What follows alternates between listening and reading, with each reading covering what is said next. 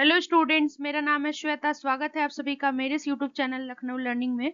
Listeners, आज के इस वीडियो में हम अप्रोचेस ऑफ ऑर्गेनाइजेशन के बारे में बात करेंगे कि अप्रोचेस कौन कौन से हैं। तो आइए स्टार्ट करते हैं बिना टाइम को वेस्ट किए हुए।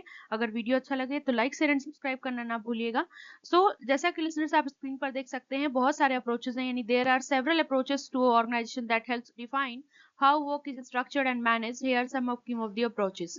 बोला गया कि बहुत सारे ऑर्गेनाइजेशन के अप्रोचेस हैं जो कि हमें हेल्प करते हैं डिफाइन करने में कि कैसे काम को स्ट्रक्चर किया जाएगा, मैनेज किया जाएगा। तो कुछ अप्रोचेस दिए हुए हैं मैंने, तो वन बाय वन हम सबके बारे में डिस्कशन करेंगे। तो पहला आता है हमारा classical approach, as you seen on screen. Classical approach क्या होता है? तो इसका सबसे पहले हम बात कर ले लिसनर्स फोकस की। तो फोकस इसका रहता है एफिशिएंसी और प्रोडक्टिविटी पे, कि हमारी एफिशिएंसी कैसे बढ़ेगी, प्रोडक्टिविटी कैसे बढ़ेगी। अब फीचर्स की बात कर ले तो कैरेक्टरिस्टिक्स में क्या बताया गया है? तो कैरेक्टरिस्टिक्स में बताया गया एम्फेसिस स्ट्रिक्ट हायरार्की। बोला गया strict hierarchy, clear roles and standardisation of task. कहने का क्या मतलब है लिसनर्स? तो इसमें बताया गया है बेसिकली कि किस चीज के बारे में।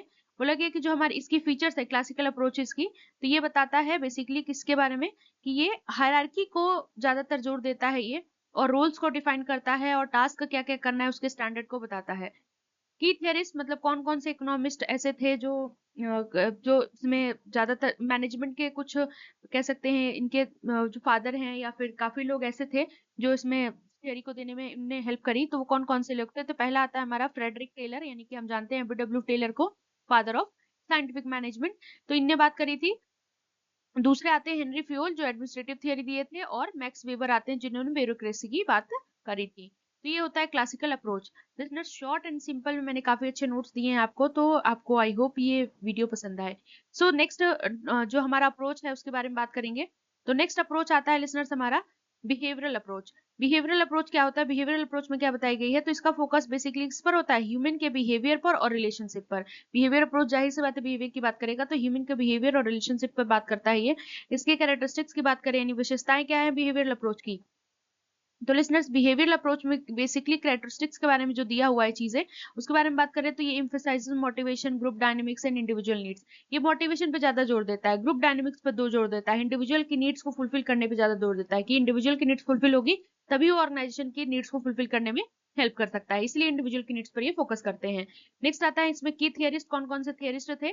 तो देख ही सकते हैं आप स्क्रीन पर, अल्टन मायो जिन्होंने हॉथॉर्न स्टडीज दी थी, और एंड डॉगल्स, MC ग्रेगर जिन्होंने theory X and theory Y दी थी। तो आई होप इस थियरी के बारे में आप जानते होंगे।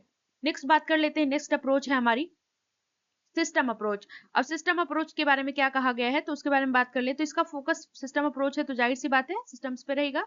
तो ऑर्गेनाइजेशंस आर इंटरकनेक्टेड सिस्टम्स। हम जानते हैं कि ऑर्गेनाइजेशन में बहुत जो सिस्टम्स होते हैं वो एक दूसरे से इंटरकनेक्टेड होते हैं। नेक्स्ट आता है कि कैरेक्टरिस्टिक्स, इसकी क्या विशेषताएं हो सकती है, कैसे पहचानेंगे कि ये सिस्टम अप्रोच है। तो इसमें दिया गया है views the organisation as a whole, वो focusing on interdependencies and relationships between parts.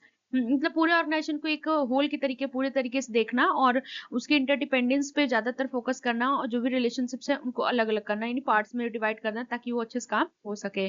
तो बोला गया बिटवीन पार्ट्स। नेक्स्ट की आइडिया, इसमें ज्यादातर इसके इस अप्रोच को की आइडियाज क्या है? इनपुट है, प्रोसेस है, आउटपुट एंड फीडबैक लूप्स है। तो आई होप लिसनर्स ये समझ में आपको आ गया होगा। नेक्स्ट बात कर लेते हैं, नेक्स्ट अप्रोच जो हमारा है इंपॉर्टेंट अप्रोच। तो आप देख सकते हैं स्क्रीन पर कंटिंजेंसी अप्रोच दे रखा है। कंटिंजेंसी अप्रोच क्या होता है? तो इसका फोकस बेसिकली होता है फ्लेक्सिबिलिटी और अडेप्टेबिलिटी पे, कि कोई चीज को आप कैसे मतलब अडेप्ट करेंगे। ये फ्लेक्सिबल होनी चाहिए कोई भी चीज जो भी ऑर्गेनाइजेशन में हम परफॉर्म कर रहे हैं। इसमें फोकस इसका बेसिकली फ्लेक्सिबिलिटी और अडेप्टेबिलिटी पे होता है। लिसनर्स, जैसा कि आप देख सकते हैं, ये थोड़ा सा एक मिनट,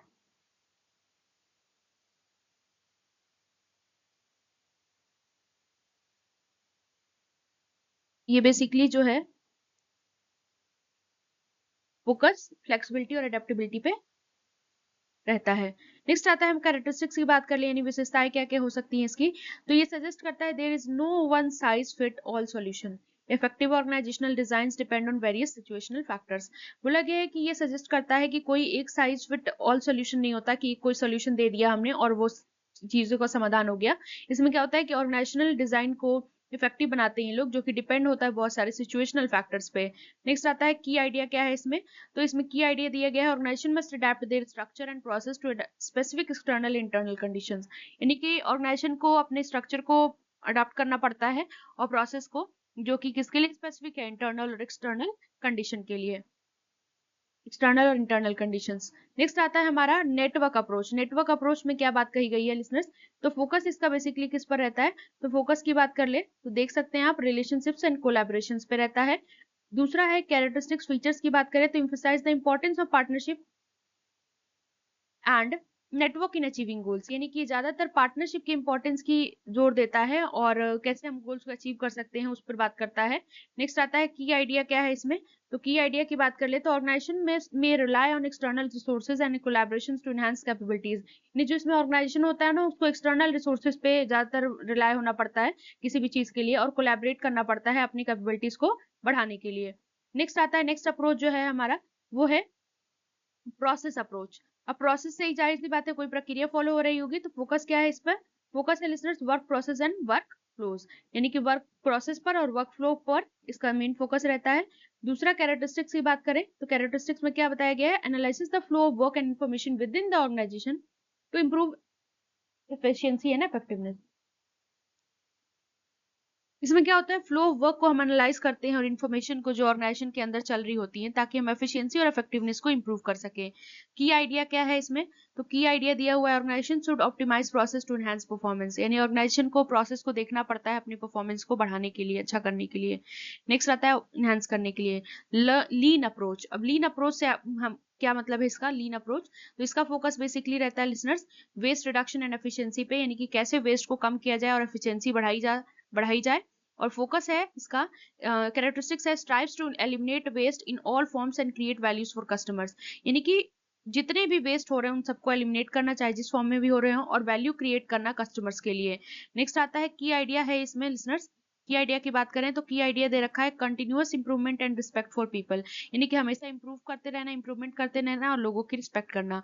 नेक्स्ट आता है हमारा एजाइल अप्रोच। एजाइल अप्रोच क्या होता है, तो एजाइल अप्रोच के बारे में बात कर ले लिसनर्स, तो इसके बारे में है एजाइल अप्रोच की जैसे कि बात कर ले रहे हैं, तो फोकस किस पर होता है इसका, फ्लेक्सिबिलिटी एंड रिस्पॉन्सिवनेस पर, कि फ्लेक्सिबिलिटी होनी चाहिए, रिस्पॉन्सिवनेस होना चाहिए चीजों को लेकर के।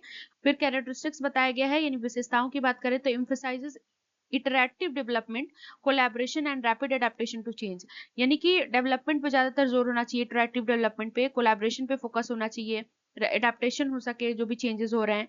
की आइडियाज क्या क्या हो सकती हैं, तो की आइडियाज की बात कर ले लिसनर्स, तो की आइडियाज बताया गया है ऑर्गेनाइजेशन शुड, क्या बताया गया कि organisation should respond quickly to market demands and customer feedback. बोला गया ऑर्गेनाइजेशन जो है क्विकली रिस्पॉन्ड करे जो भी मार्केट डिमांड है उससे रिलेटेड और कस्टमर के फीडबैक से रिलेटेड। तो ये होता है agile approach. I hope listeners video पसंद आई होगी आपको।